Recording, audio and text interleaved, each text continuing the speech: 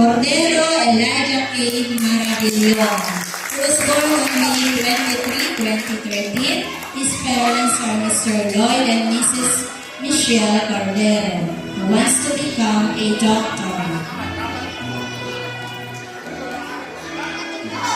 Feliciano Aces Rueda.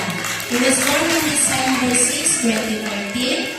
His parents are Mr. Janelson and Mrs. Ria May Feliciano, who wants to become a flight attendant.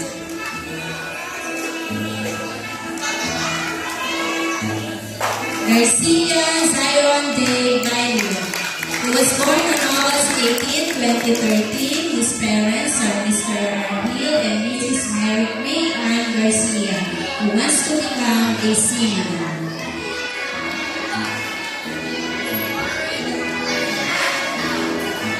Guerrero John Angelo Leon Tilga.